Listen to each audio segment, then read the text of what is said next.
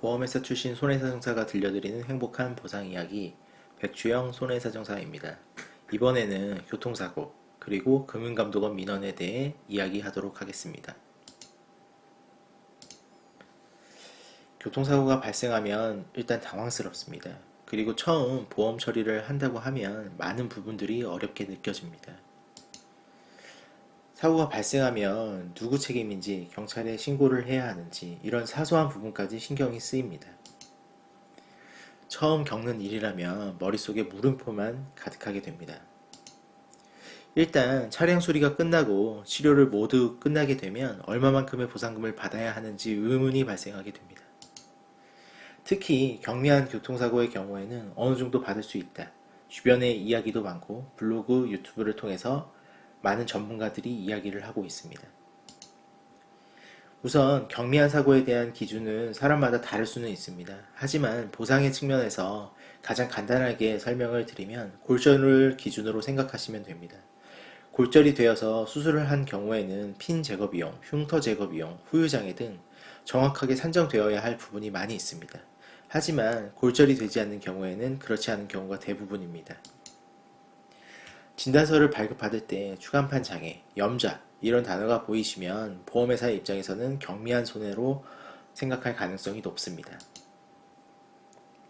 이런 경미한 사고 같은 경우에 인터넷 또는 유튜브를 통해서 수학 공식처럼 알려져 있는 것이 있습니다. 1 더하기 1은 2. 수학 공식의 답은 변하지 않습니다. 교통사고로 디스크 진단을 받은 경우에 전문가분들이 이야기하시는 부분들이 있습니다. 사실 그분들의 말씀이 틀리다는 것이 아닙니다. 경험과 지식을 바탕으로 하는 말이기 때문에 틀리다라고 단정할 수 없습니다. 하지만 보상은 공식대로 흘러가지가 않습니다. 얼마 전 제가 문의가 들어온 하나의 사례를 말씀드리겠습니다. 피해자는 디스크 진단을 받고 인터넷 또는 무료 상담을 통해서 본인이 생각하는 적정 금액을 보험회사 담당자에게 이야기를 했습니다. 담당자는 받아들일 수 없다고 하였고 피해자는 담당자가 아닌 센터장을 통해서 원하는 금액을 이야기를 합니다. 센터장도 그 금액이 너무 터무니없는 금액이라 이야기를 하고 본인은 그 금액을 지급할 수 없다고 합니다. 그래서 마지막으로 피해자는 2차례 금융감독원에 민원을 제기하게 됩니다. 여기 그림을 보면 주위에 있는 사람이 매우 위태롭게 보입니다. 균형을 잘 잡으면 반대편 목적지를 갈 수 있지만 균형을 잃게 되면 목적지에 가지도 못하고 추락을 하게 됩니다. 양측에서 일방적인 주장만 하는 경우에는 문제를 해결할 수 있는 방법이 없습니다. 문제를 해결할 수 있는 방법은 소송밖에 없겠죠. 하지만 경미한 사고 같은 경우에도 소송이 모든 문제를 해결할 수 있는 방법이 될까요? 그럼 경미한 사고는 어떻게 해결을 해야 할까요?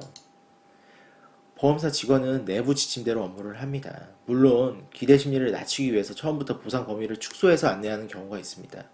그렇다고 해서 피해자가 감정적으로 대처하거나 아까 사례처럼 무조건 금융감독원 민원부터 제기하는 것은 바람직한 해결 방법이 아닙니다. 내가 무언가 주장을 하려면 근거가 있는 주장을 해야 됩니다. 누군가에게 이야기를 전달하는 것은 근거가 될 수 없습니다. 무조건 민원을 제기하는 것도 아무런 의미가 없는 행동입니다. 인터넷으로 확인되는 하나의 사례가 반드시 나한테도 적용된다는 보장은 없습니다. 피해자마다 산정 근거가 되는 임금도 틀리고 몸의 상태도 다릅니다.